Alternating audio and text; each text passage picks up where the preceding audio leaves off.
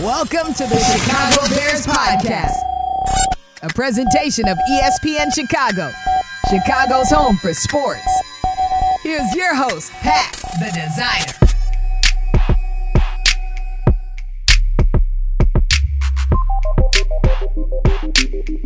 Bear down, Bears fans. We are back after Memorial Day weekend for another edition of the Chicago Bears Podcast. Alcohol has been drank. Memorial Day has been finished. Shout out to all the veterans out there.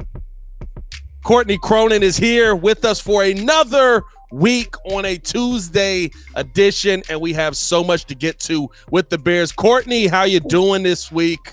I'm good.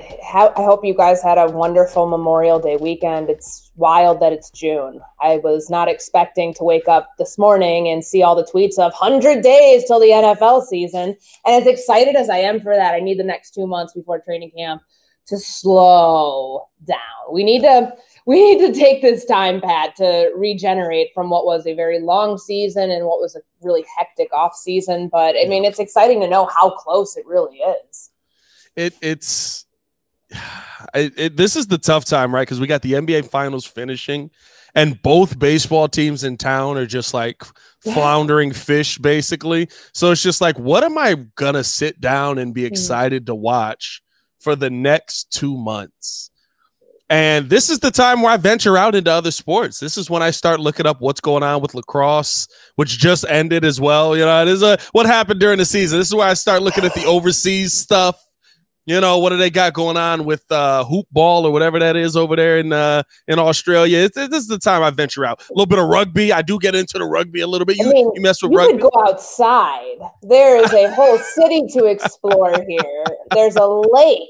It's massive. I think if you decided you wanted to spend a little bit of time at each beach, I think you would end up using your whole summer to do that. So, but I get it. I mean, it is tough at this time of year at the sports calendar because the finals are just about to start. And once that's over, there's this huge gap. But as we know in the NFL, the entire summer is taking the big storylines from kind of a relatively quiet offseason outside of Lamar's contract and Aaron Rodgers moving, and seeing which ones, you know, we can extrapolate from the last news cycle and make them like spin them forward into the new one. So it's all about gearing up towards training camp and positional previews and positional battles and everything else. So there really is never any shortage of NFL stuff if you really are looking for it. Hey, that's why the Chicago Bears Podcast is here Monday through Friday. Speaking of which, we got to talk about DeAndre Hopkins possibly being a Bear. Probably not. We'll see. We'll see what Courtney feels about that. And then which guys will have the best chance at their second contract. There's actually a couple of wide receivers in this group that are going to be fighting it out for that second contract. So that'll be interesting to talk about. Darnell Wright. We didn't get this on Friday. I was going to do this with Yerk, but talking about Darnell Wright's coaching staff, speaking on his day with the Bears and what that was like in his workout and how he might have a couple of screws loose, which actually excites me a little bit. And then also going to talk about the weekend. All that and more in today's episode of the Chicago Bears Podcast. Hit that like button, subscribe to the page. If you're on the YouTube side, if you are sitting with us on the podcast side, listening on the ESPN Chicago app, make sure you leave that 5-star review. Let's get into the first quarter. First quarter. So, Courtney, DeAndre Hopkins outright released by the Arizona Cardinals. Of all the people that they hate, I didn't think DeAndre Hopkins would be the guy. Well, we know he wanted out of there. And they had been trying to trade him, Pat, all offseason, but his salary, it's $19.45 million in 2023. That base salary was the holdup. And it was surprising when it came down when it did on Friday that they're just going to outright release him, that they weren't even going to try to get like a 7th round pick and, you know, do whatever they could to get him off the roster and to eat all of that dead cap and not designate him a post June 1 release. He's pre-June 1. So that's $21 million that they're going to have to carry on the cap this year. It only further shows you that the Arizona Cardinals are mailing it in for 2023. There's no Kyler Murray. It's a brand new coaching staff. They made some trades in the draft that will end up setting them up for next year more than it would this year, despite getting Paris Johnson Jr., who might be the best offensive lineman in the class. He was the first one taken overall, but I was surprised by them eating so much of their dead cap this year, not having not wanting to split that out over the next 2 seasons. But for if you look at it from that perspective, from what the Arizona Cardinals are doing and how this sets them up for 2024, 2025, like they incur all of the hardship this year, the financial burden that comes with this. And also, you've got a quarterback you just gave a massive contract extension to last year, and he's not going to be playing for you until like late November at the very earliest because of the ACL tear. But then again, why would they bring him back if like they're a 2-3 win team at that time? They're not going anywhere. So it's probably the year that we don't see Kyler Murray. But I think it's a smart thing to do if you just want to like rip the Band-Aid off. Hopkins didn't want to be there, and the Arizona Cardinals did not want him there. They'd been trying to move him. It was difficult to find somebody to take on that salary. And now he hits the free agent market, and there's quite a few teams that he named where he'd want to go. And, the Bears were not among those names on the I Am Athlete podcast that he ended up putting out there, but you've got to at least check in on it if you're Ryan Poles in the Bears front office. Yeah, the Bears have one thing more than anybody else has. It's not wins. It's not talent. It is money. And at the end of the day, money speaks. And I think here's where I kind of look at it, where maybe they have a shot. I don't know if D-Hop is going to want to come here initially, but at the end of the day, the Bears are the only team that could go out there and offer him probably close to what he wants, because I think a lot of teams, like you said, shied away from him at almost $20 million and a $21 million cap hit. Nobody wants to take that on for a 30-year-old wide receiver who I believe still has a ton of good football left in him. If you're Ryan Poles, is this the swing that you take to try and go all in for that big name player that finally I think would take the Bears offense to a Bengals type of offense or a Chiefs early on type of offense where everywhere you look, there's a weapon to throw to? There is. And like, I'll go through the names that we know of what he said on the Brandon Marshall's podcast, where he wants to go are the Chiefs, the Bills, the Los Angeles Chargers, who else? The Ravens are on there, which I don't know how that's going to work because they just signed Odell Beckham Jr.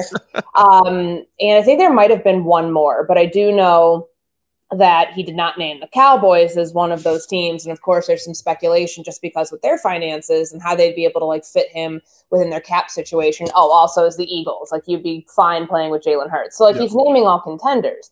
But if you're the Bears, if you're Ryan Poles and you decide that it's like this could be your big swing that you make this offseason, it would come at a cost, because that Odell Beckham contract, 1 year, $15 million, really kind of, set things in a different direction. Like, he didn't take any pay cuts by taking that 1 year deal with the Baltimore Ravens. I don't think DeAndre Hopkins going to do any team any favor because of what he was making in Arizona. Now, if he wants to go to a contender, especially a team like the Chiefs, who have a pretty murky cap situation right now, but if you do, there's some complex restructures you can do to get, to get your health, to make your cap set situation healthier. But I just know he'd have to probably take a pay cut to go there. So if he's looking, you got to ask yourself, what does DeAndre Hopkins want? Because it sounds like he wants to go to a contender.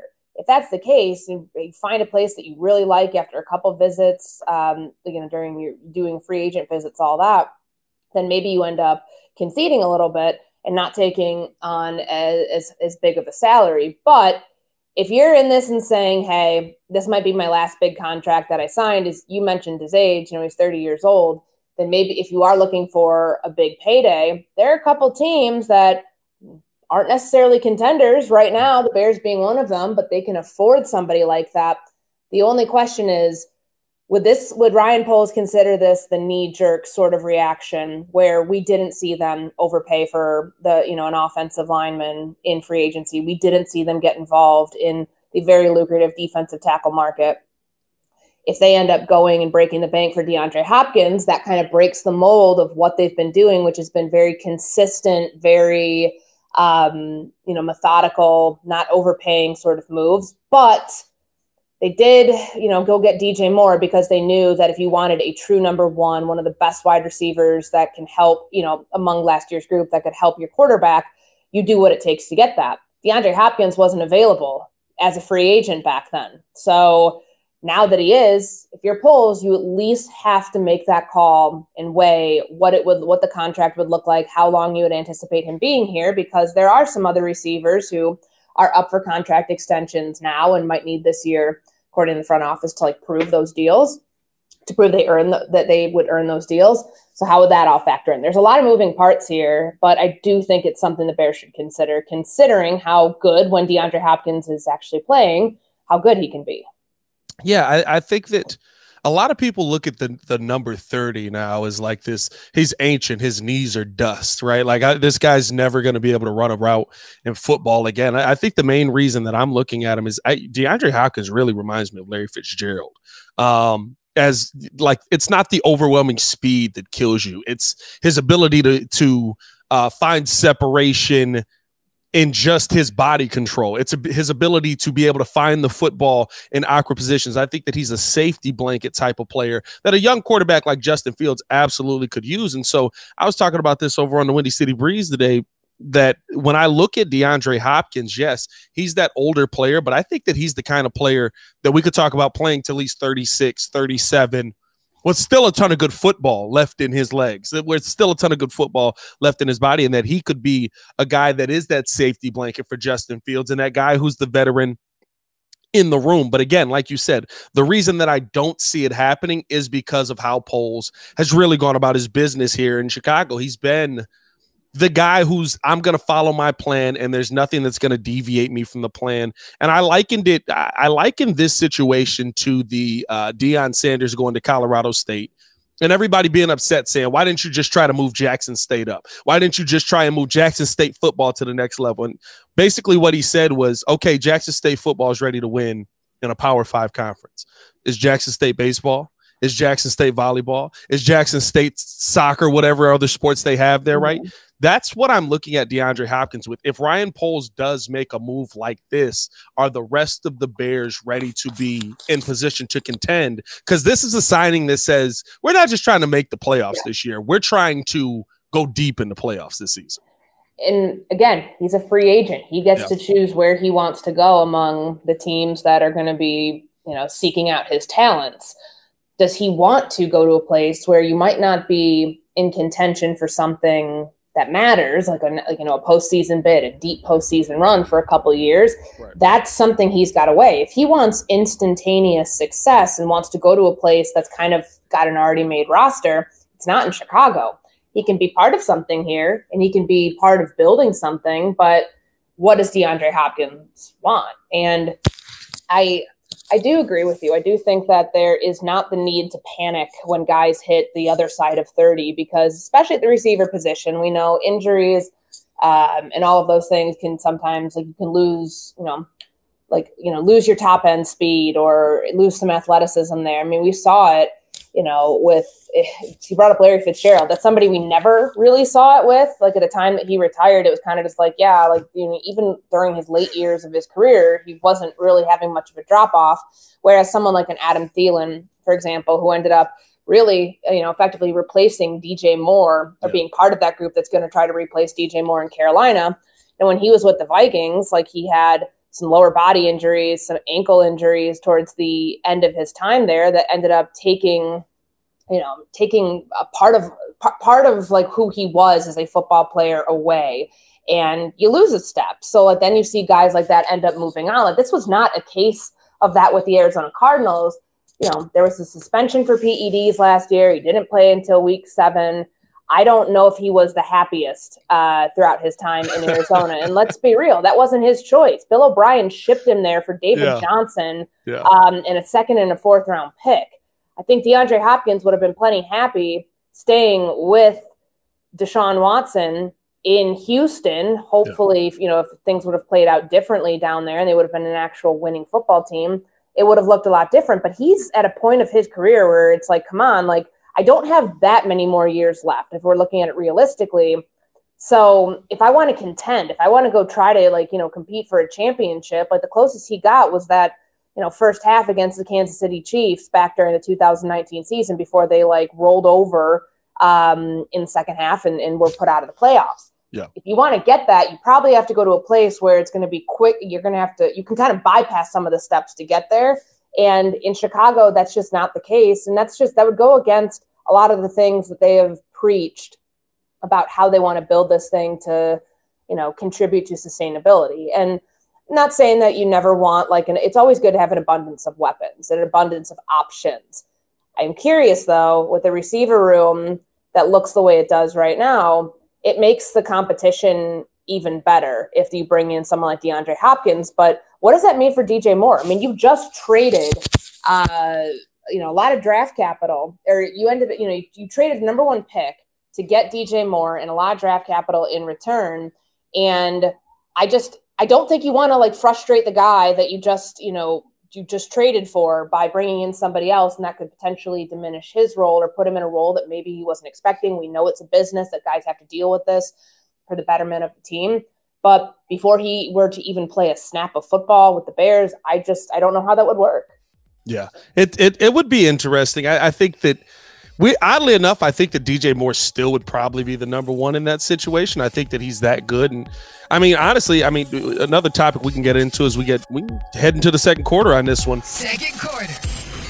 PFF actually put out its rankings on where the Chicago Bears wide receiver ranked, and top 20 got me a little excited. I'm not going to lie. Courtney said the Chicago Bears securing more services as part of their trade out of the number 1 overall pick was a real coup. He isn't coming off a great year of production, but prior to last season, he had 3 straight 1,100-yard plus receiving yards and is still averaging 1.94 yards per route run for his career, despite some ugly quarterback situations, very ugly quarterback situations, might I add. He could still be an elite target for Justin Fields, even though in the NFL, basically. Mm-hmm. Do you agree with 16th overall for him? We kind of talked about his rankings. I think we had him a little bit lower. I think we had him about 18 we said 15 to 15 to 20, somewhere there. He's a top 15 receiver. I agree with that. He's not the upper echelon elite of the Justin Jeffersons of the world or Tyreek Hill, Stephon Diggs, but he's a very, very good receiver. And I think that all the things that PFF just pointed out there, what we have come to know about DJ Moore since he was drafted by the Panthers in 2018. He can produce when the quarterback situation is suspect at best. At least he comes here and he knows that his quarterback is going to be the same guy, barring injury, from week 1 to week 18. And I look at some of the skills set that we've started to see from DJ Moore, the deep threat. I mean, the 1.94 yards per route run. Yeah. And all of that speaks to what he can do for Justin Fields as a deep threat. But this top end speed, when he's not going full force, kind of what Fields said the other day, he still has that extra gear he can tap into to find the acceleration to separate.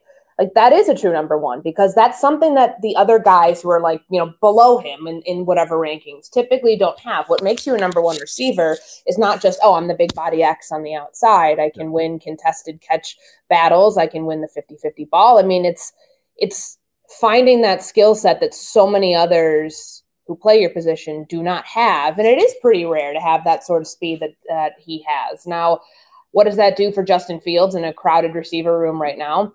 It'll make his role appear much more clear-cut from the very start. And we'll know pretty soon how quickly DJ Moore is going to be able to emerge as the alpha of that receiver room, because there are some other personalities in there that I'm curious how that's going to mesh and how that's going to raise the competition level of other guys like a Chase Claypool, a Darnell Mooney coming off of injury, and everybody else.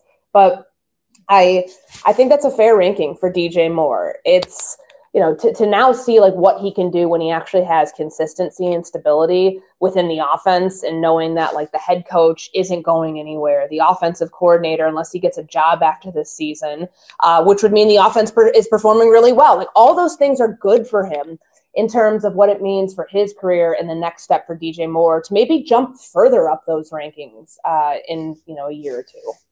Yeah, what do you think that he does, right? We've talked about him as the player. I think that he's an amazing player. I don't think that I've seen some people say this is kind of an Allen Robinson situation where, yeah, he played with the bad quarterbacks. He was good, but he didn't really make the impact that you hoped he made here. I think that Justin Fields is a better quarterback than DJ Moore has ever seen. I think that DJ Moore might have an opportunity to be one of the best wide receivers that the Bears have ever had because of the combination of hand, speed, and ability to get himself open. It also helps to have a quarterback that will be able to actually throw the deep ball to you as well. But how do you think that he's going to make life easier for the guys who are in this room already, the Chase Claypools, the Darnell Mooneys, the Cole Kmets even, right? Because I think that DJ Moore, very much like we talked about with DeAndre Hopkins, he's a guy that just takes the pressure off of everybody else and allows Darnell Mooney to have that 1,000-yard receiving season we've seen him have before, allows Chase Claypool to have that early on in his career season, hopefully the bounce back to that.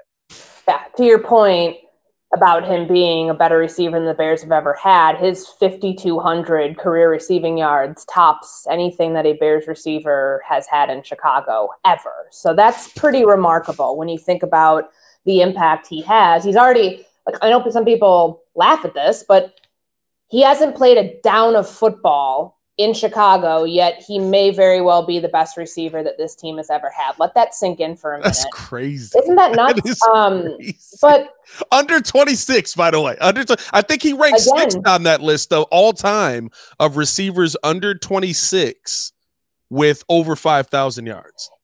And that's why, like, it's no small thing that he was who the Bears were targeting when they were looking for a receiver available via trade. Yeah. Because you want to sync up your quarterback, who's 24 years old this season, with the same timeline as DJ Moore, because then if this combination works out, you're set. Like, think about some of the best teams that have that quarterback wide receiver combination solidified. And that's something you can expect to remain consistent for, 5-6 years at best. And that's a pretty big thing. So that's what the Bears are banking on here. But like, how DJ Moore will affect everybody else. I talked to a scout that I know in Carolina about, just when he was traded, I wanted to learn more about DJ Moore, what he does as a player that makes him so great, what he does from the, sort of intangible respect too, with, how he leads a room, how he can be the alpha without having to be necessarily in your face about it. And what I was told is that his leadership style, and it'll be really interesting to watch this. Like, of course, it's, there's some guys who will be like the natural teacher who wants to take players underneath their wing and do things a certain way. There's like the lead by example guy. And he very much, according to this source I talked to, falls into the latter category, where he will, he'll be the guy who leaves the huddle early. And that's not a bad thing. Like he gets, the calls in, he's going to go out, he's going to do his job. And the quiet sort of leadership where it's him doing his job to the best of his ability, that's going to reflect upon the rest of the receiver room to rise their level to what DJ Moore is consistently, assuming everything goes according to plan, there's no injuries, but what he's consistently able to do within this offense. And you heard a little bit of that, just the very realistic, quiet, humble respect of what he said last week when he was talking about how long it's going to take for him and Justin Fields to get on the same page and all those things. I think it makes sense. Like, all of that stuff's lining up because we've gotten to see him in like a, very limited fashion so far. But when you get to training camp, when you get to the regular season, how DJ Moore contributes and what those contributions mean for the rest of the receiving core, that's where you're going to start to see the return on your investment. If Darnell Mooney, when you put him back in the slot in a more natural position for him, where the matchups are going to be different than what he faced last year in, the first 12 games, could that help him get back to 1,000-yard or close to it receiving season? What does that mean for Chase Claypool being opposite DJ Moore in, many 3 receiver sets that they want to run? If you can have an alpha who doesn't necessarily have to go about it in the way that you might expect from, somebody who has that sort of designation, where he can lead in a way that allows other guys to flourish in what they do best. That's really going to take this receiving core to the next level. And it's a real rarity at that position to see the lead by example guy. Usually the wide receiver room, you are the rah-rah guy. You are the, hey, man, get me the ball. You are the, I'm on the sideline. What we saw from Chase Claypool last season at the end of the year, right? Like that's just the wide receiver position that we've seen more times than not. And so it is interesting to see kind of a lead by example role from him. Here's one thing that I will ask you. This comes down to guys being on the team next season at the end of the day, right? Because two of the guys that you named are up for contract extensions, and you're hoping that they're going to be able to show out enough for them to prove that they're worth whatever they're asking for. But we've got four guys basically coming up on their second contract: Chase Claypool, Kmet, Jaylon Johnson, Darnell Mooney. Of those guys, somebody's going to have to go. Who do you think is the person that is the odd man looking in at the end of this season? Well, right now it's Chase Claypool. I mean, that's the obvious answer because he didn't do anything when he got here last year. And I do think the dip in production from his rookie season, where he just absolutely shined, to kind of working his way out of Pittsburgh. It's not really an organization where you see players that get drafted and developed by the Steelers end up moving on before their rookie deal is up. I think that is, I don't want to say an indictment, but I think that's pretty telling that the Steelers were willing to deal him at the deadline and get a second round pick back so then they could start rebuilding, whatever they want to use, like the resources that they got for that trade. I don't remember exactly what they used the second round pick on for Claypool this year, but anyways, I just think that there's something to be said about him needing to earn this in Chicago this year, and the Bears, rightfully so, slow playing any sort of extension talks about Chase Claypool, where you've heard more speculation and buzz around Kmet, around Jaylon Johnson and Darnell Mooney, and there's mitigating factors for everybody. Mooney's coming off the injury this year. Will he be the same player that he was before the game against the New York Jets? Yeah. Jaylon Johnson has one career interception. This is a defense that's predicated on takeaways. Do the Bears want to, do they want to see more production there? Are they comfortable? Like, hey, play out this year. We'll see how it goes, and then we'll talk about it. And Kmet, there's a reason they went out and got Robert Tonyan, for this offense. Like, Kmet's not your deep vertical threat for the tight end position, and Robert Tonyan is. So are you going to be paying a blocking tight end, or at least that's what we expect by proxy of bringing in somebody like Tonyan to this offense? Are you going to be playing a blocking tight end top dollar for the position? There's some complicated, there's nobody who's like, oh my God, you have to sign this guy right now, because if you let him hit this season and he balls out, he's going to, hit free agency and you're not going to be able to afford him. So I would say of those four names, Probably Mooney is the one that makes the most sense as of right now, because everything is geared here towards the offense and towards helping Justin Fields get to this get over this proverbial hurdle in year 3 and prove that he's the franchise guy. But you don't do it now without seeing how Mooney's going to be able to integrate with the team in training camp, assuming he's still on that timeline because of the ankle injury. Could there be a total reset with these names? Right, we're kind of thinking in the mindset, right, that you're going to bring this guy back, you're going to bring this guy back, you're going to bring this guy back. But realistically, the Bears have 2 picks at the top of the draft next season. It'd say a lot if you package 2 first-round picks to move up and go get Marvin Harrison, if that's even a thing. But that might be a thing because he might be that good of a receiver if they scout him as that. Could this be a complete reset where the Bears look at it and be like, I'm going to be honest with you, we'd be paying you just to say we've got somebody at the position, not because you're the best value? Of course, because we don't know what Ryan Poles' stance is on contract extensions because he hasn't made any yet. None of the players from last year, that's true. I didn't think about that. Again, he got rid of all of them. Yeah, and he traded away, 2 players that or at least 1 player that he could have extended and given a big deal to. And we're learning in real time about positional value with the general manager of the Chicago Bears.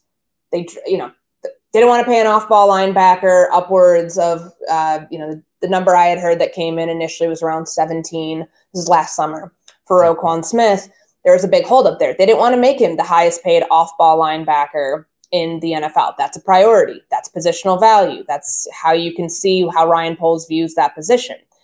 They drafted a running back in the 4th round. They tried to pay David Montgomery to keep him here. And they, after that, ended up falling through. They said, okay, we are going to use a high, considerably high draft pick on a running back who very well may end up being a number 1 in this offense. Learning about positional value, learning how he values a position that many have devalued in the NFL. And then, of course, hearing from Ryan Poles himself, where when you talk about those quote-unquote premier positions, it's offensive line, edge rusher, cornerback. Those are the ones that he named. So, cornerback's the one that comes up when you have someone like Jaylon Johnson who's due for a contract extension.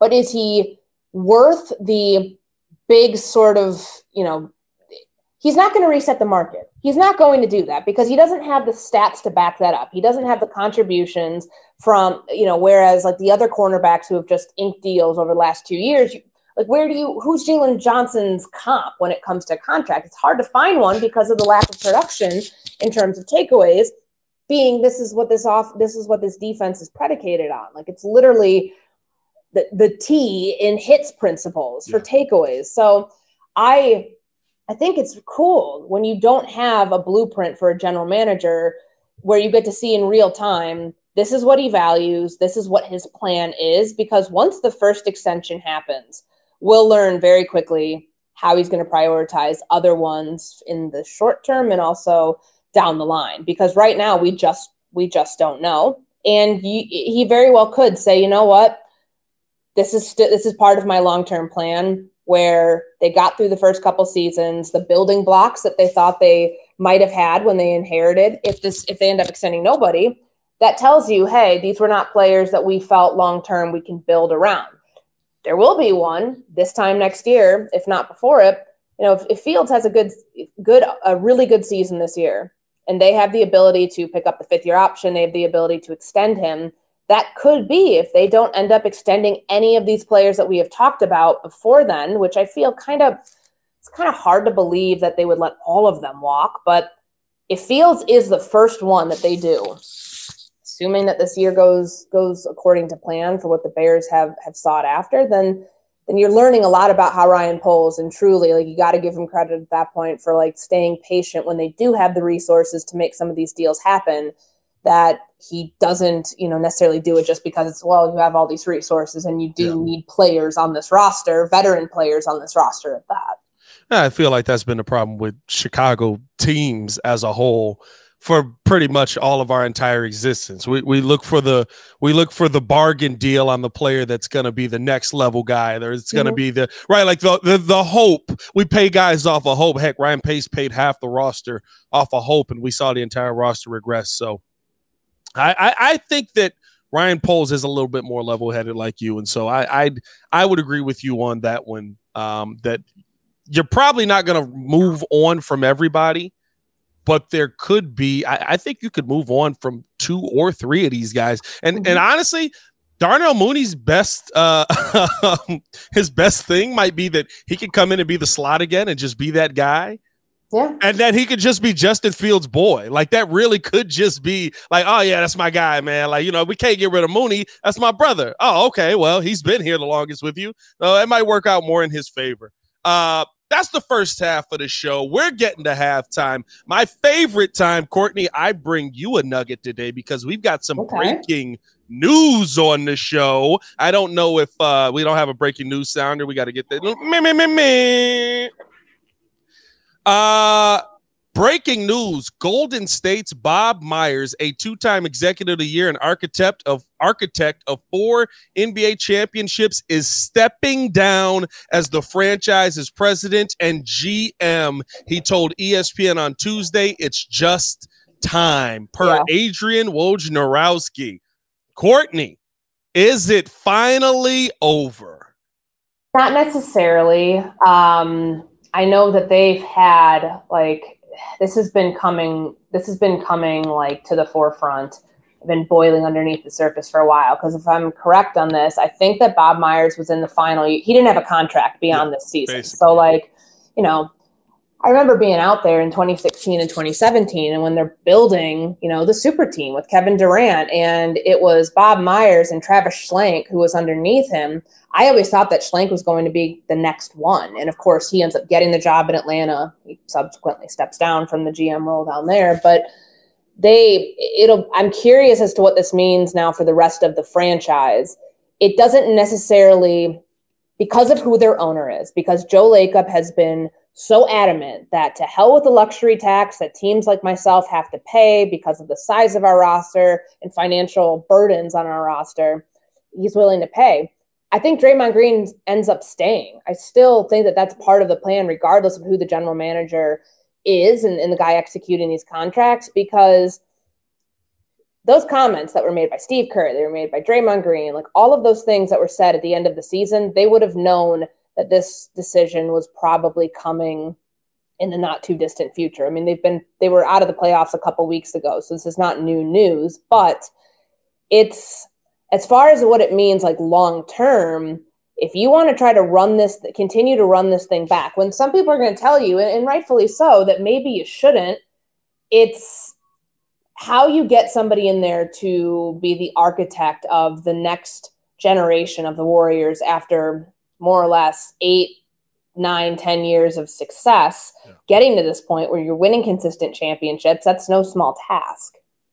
I think that this is going to change what the future of the Warriors look like. I do agree with you that whoever comes in is probably going to try to add some assets to run this back one more time. Stephen Curry's still an unbelievable player. You're in the window right now. Clay has lost a step. I don't think that's a breaking news thing to sort of say. That's pretty obvious. But if you can keep this core together and get young players that do pan out, so think about some of the things that they've struck out on.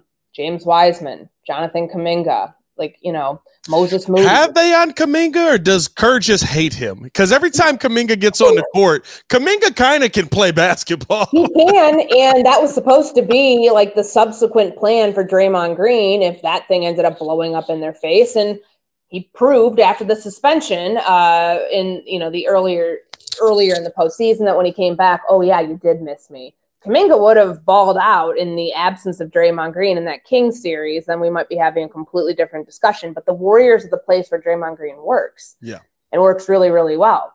I don't think they're ready to forego that yet, just because it looks like the core of this group is getting older and some of the pieces that they have missed out on or just haven't worked out to what they expected it to.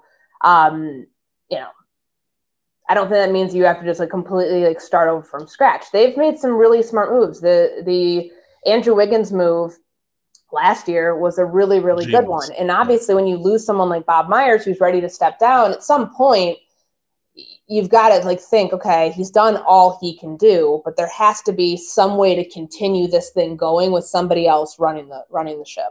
Yeah, I think there's going to be I think Jordan Poole may have a new address at the end of this season. Very well could get traded. If you saw what happened, they gave him that $128 million contract last off season after the finals. And, I would not be surprised if that's one of I'm kind of expecting a relatively quiet NBA free agency offseason period. It's weird. I just feel like there were, because of the CBA and because of the movement that happened last offseason, outside of a couple things, Kyrie Irving, where he's going next year. Yeah.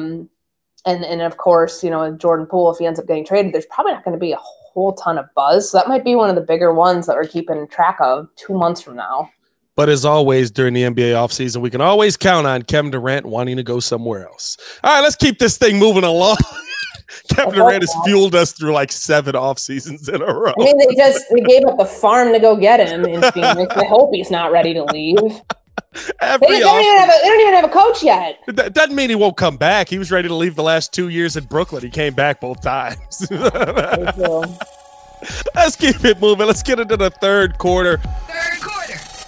Because we found out through Tennessee's offensive line coach and some of the guys that Darnell Wright was going up against, that Darnell Wright might have a screw loose, which is not a bad thing at the offensive line position. I'm sure that you've met many offensive linemen. Most of them are not the most normal people that you'll see. They usually thrive off of, I want this guy to hit me in the face. And it seems like that's who Darnell Wright is. Some of the quotes that we got, it was hilarious hearing about, even from Jerome Carvin, who was going up against them. He said, yeah, that man, we just worked out with the Bears, and that guy tried to kill him. And when he tried to kill him, basically, then Darnell Wright goes, man, that guy tried to kill me, but it was fun. With a playful personality, they were trying to basically break Darnell Wright, and he smiled at it. Is that indicative of the person that you've talked to, that you've seen on the field here early in OTAs, and what you saw from him in college? Well, right now he's their starting right tackle, and he really hasn't had to do much to prove otherwise to the Bears, that he needs time to develop or it might be too much for him as a rookie. No, he's the 10th pick in the draft, so naturally, you expect him to be able to escalate the learning curve much faster than others. And the reason that the Bears did this private workout with him, and he was the only offensive lineman they did a private workout with. So I think that's pretty telling about where he was on their priority list and what they wanted to glean from that to know, hey, this investment is one that we believe will pay off. He's already proving that. And being an offensive lineman, I think as a rookie, I think Luke Getsy is the one who said this, it's one of the hardest rookie transitions, because typically you go into a room and there's four other guys who, are going to be starting next to you on the offensive line. And as veteran, a lot of those people are veteran players. I mean, they've been playing longer than you. They are veteran players in the NFL.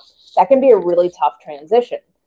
Now, for Darnell Wright to come in and, for all intents and purposes, already be on the fast track to acing that rookie test, that's a really good sign that the Bears drafted the right fit within this offense and really within like what they're trying to do culturally in that locker room.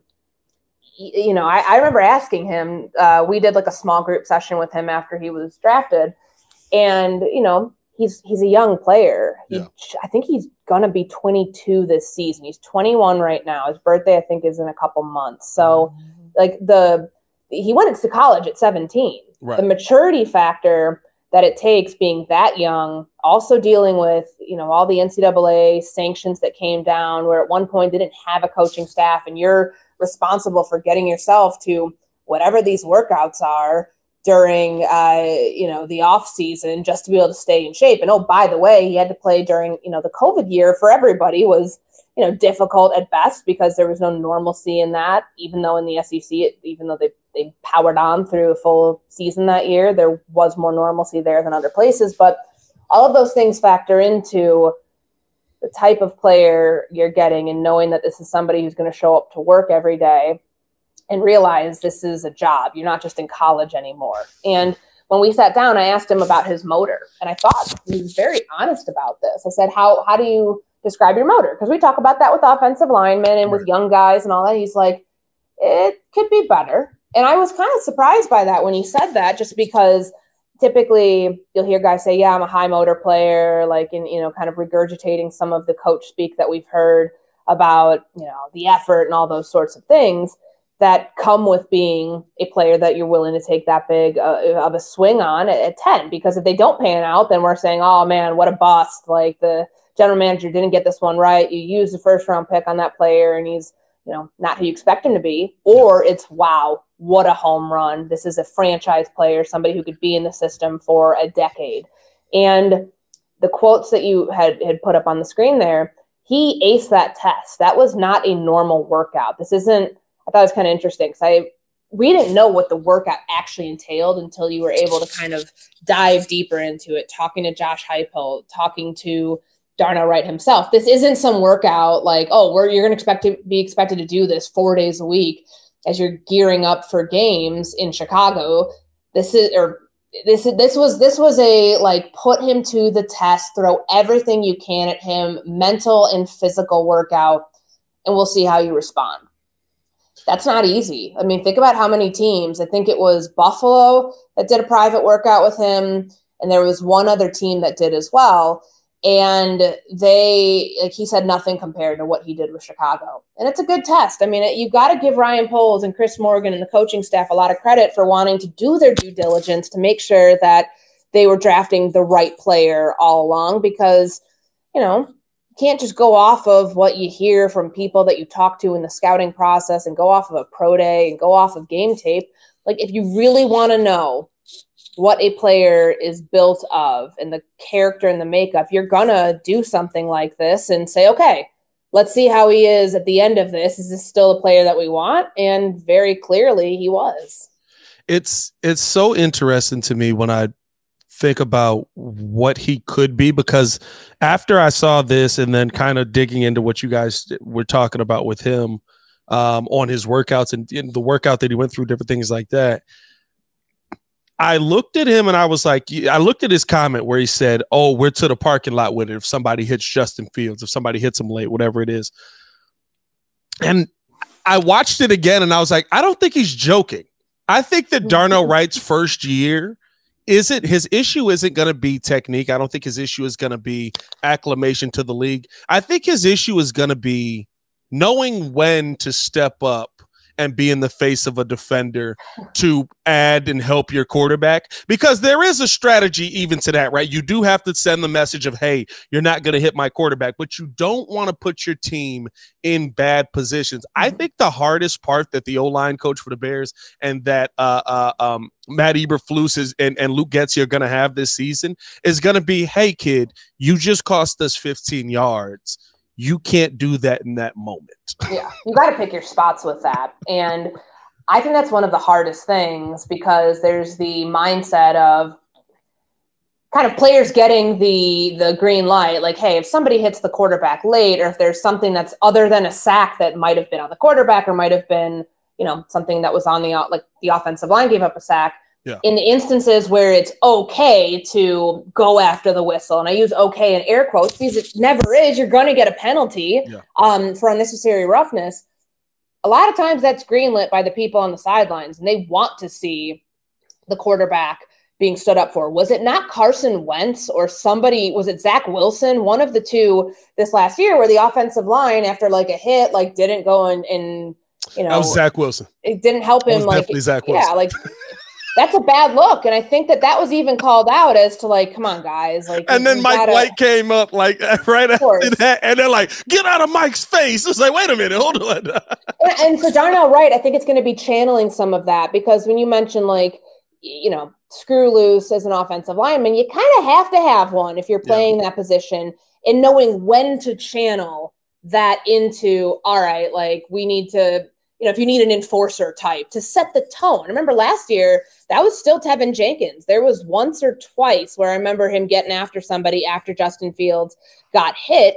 And that's the type of leadership you want to see your quarterback put out, where guys are willing to go and fight that battle with him on the field and stand up for him, because, you know, they are your line of defense. And the more you respect them, which he very clearly does, the more that they will come to your defense when you need them to.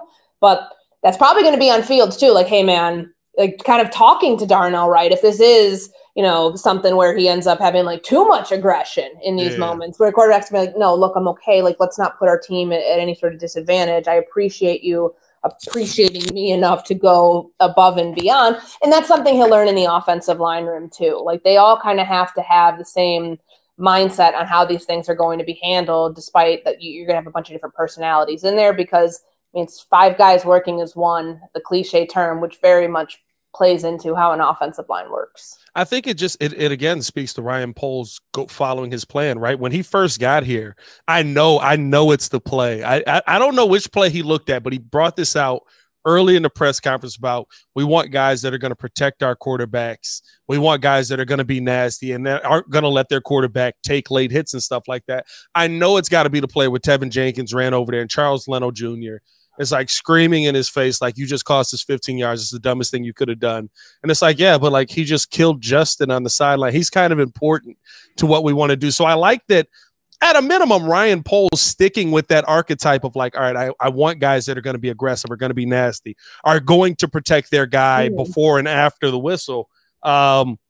But yeah, I think we're going to see Darnell Wright in more than his share of dust ups this season. And Tevin seems like he's always down for smoke. No lie, Braxton's like the biggest one, and he seems like he's just like, hey man, I'm just trying to get through this next play, man. I mean, the whole idea of drinking from a fire hose as a rookie, nobody knows that more than the guy who played every single snap on offense as a 6th-round pick. Yeah. And maybe we'll get to see more personality from him on the field in those sorts of moments, because you are protecting the quarterback's blind side. It's considered the premium spot along the offensive line, always has been, but he doesn't have, if your alphas are other places, it's not a bad thing on the offensive line, because again, like if one goes and they all got to go and kind of drive that thing together.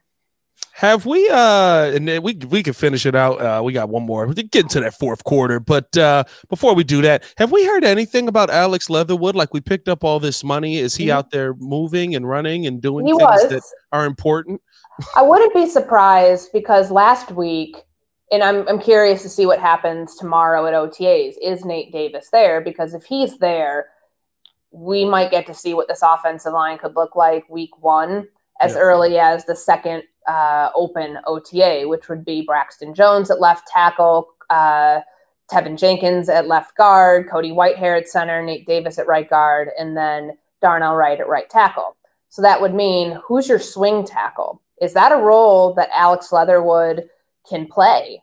Is that a role that he should play? I mean, you mentioned it, the financials on his contract and what the Bears picked up last year off waivers.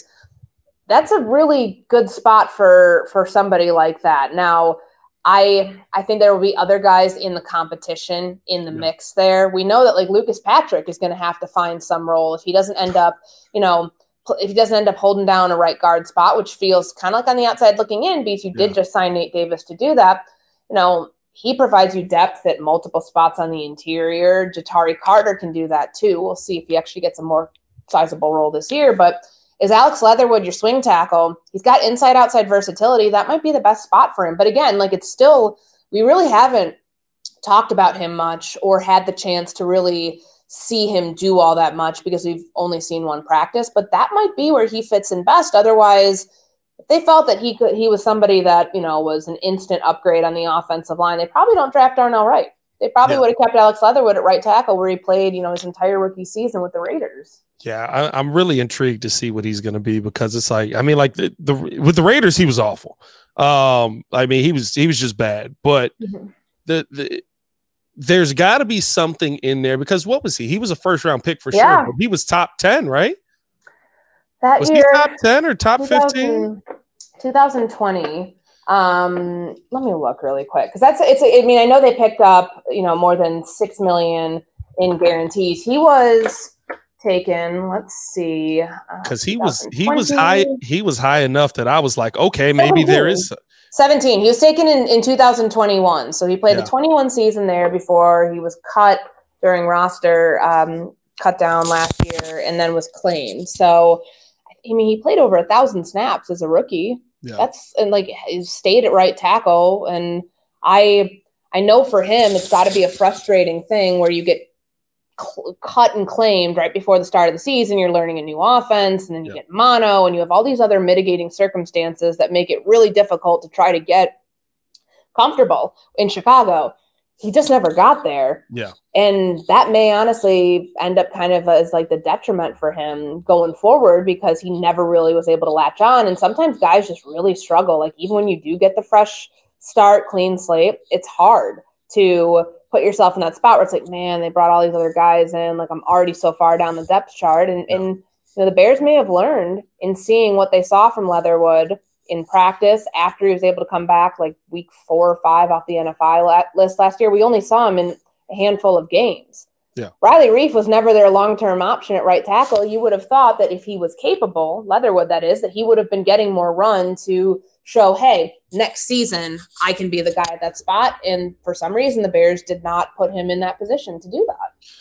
It's going to be an interesting training camp and all of that, man. Because first off, I forgot he caught mono. Like, how is mono still a thing in 2023? Like, we still doing mono? And what's going on with the NFL? Didn't like Zach Wilson catch like scurvy or something like that? Like, what did he end up getting?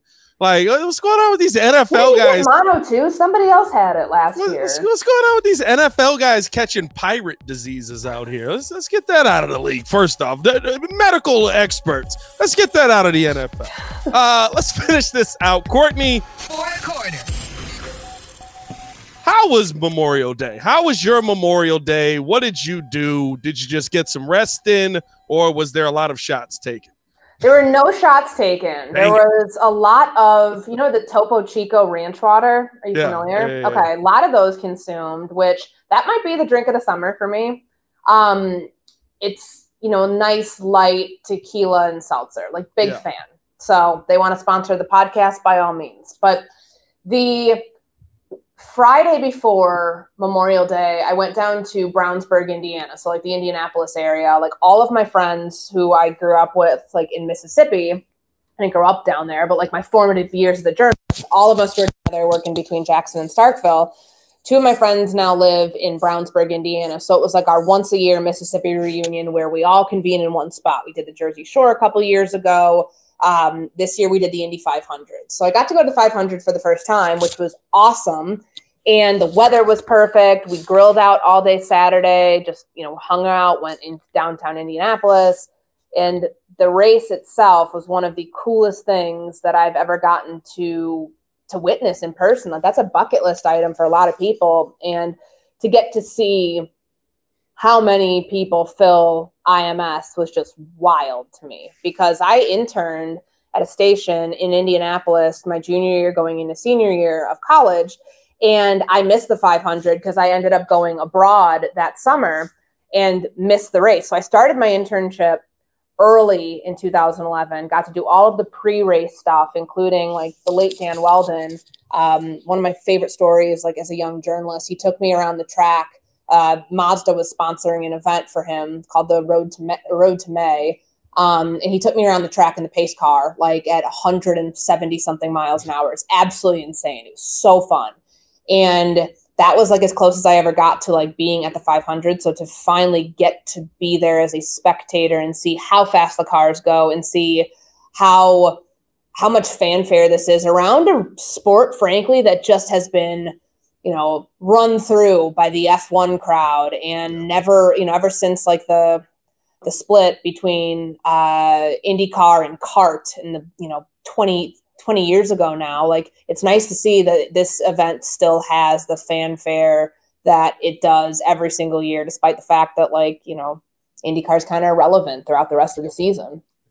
It's so interesting because I hear that the in-person experience all of a sudden turns you into a follower of like the Indianapolis and NASCAR and all of that, because you just get to feel the cars going by. And like the vibe of that just turns, like you come back just an instant car person. So I'm like, I want to go, but that TV bear, I don't know, man. Like I see it on TV and I'm just like, they're going left like a lot.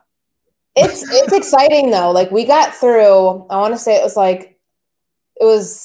there were 3 red flags. So that means the race has stopped in the final 13 laps. So every time they were trying to restart after like the first big crash, that was where the car went upside down. That was Kyle Kirkwood. It was crazy because the aero screen that's around the IndyCar, which encloses the cockpit in ways that it was not before, is what saves drivers' lives when the car goes upside down. So I'm really happy to see the safety improvements that IndyCar has made. But the race was going fast. Like the first 160 laps, you're like, all right, we're cruising. We're out of here at 3:30. I can, get in the car and get back to Chicago by, dinner time. And then the race stops multiple times and there's all these delays, and seeing the finish, like anybody who says racing is not a sport doesn't understand the strategy that goes into it. And I learned that because, I grew up in an auto racing family. My dad did it as a hobby for a long time. And I think that you kind of you ingratiate yourself with the idea that it's not just getting in the car and driving really fast. It's the passing strategy. It's the fuel the conserving fuel and the strategy that goes along with that, knowing when to pit, all things that factor into where you are on the track at any given time and how you're able to position yourself for a top finish. And it's really cool. And the drivers are very, very, very candid about their experiences and talking. Like, you'll hear from drivers who get out of the hospital in the infield. They always have to go after a crash and get checked out. And you'll hear them say, yeah, like, that was not cool what that driver did, like bumping me or something like that. I think it was Simon Pagenaud said something about how he felt that it was Bush League, that whoever kind of, hit his car there towards the end took him out of the race.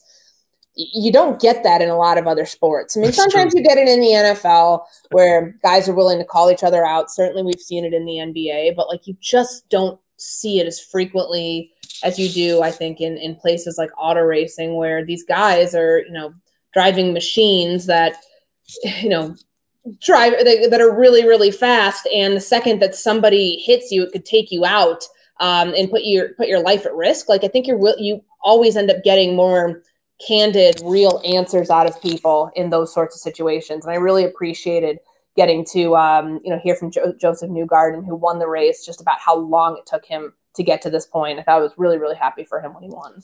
I always tune in usually when Muggs start throwing hands in the back because of that same reason. It's just like, hey, I heard you was over there, so I'm gonna just come beat you up real quick. It's just like, wait a minute, hold on now. Like, entire pit crews going to war. That's what I tune into NASCAR. Hey, that's been another episode of the Chicago Bears podcast. We have covered the Warriors, the Bears, and NASCAR and Indy all at once. So really good episode. Appreciate you as always for joining, Courtney. Always a ton of fun. Make sure you guys are tuned in tomorrow. It's going to be me and McKee breaking down more Bears football and who knows what else. As always, it's your boy Pat the Designer back at it again. To continue watching the show, click the links on the screen. Make sure to check the links in the description below and make sure to leave that 5-star review over on the podcast side. Y'all stay safe out there, Chicago.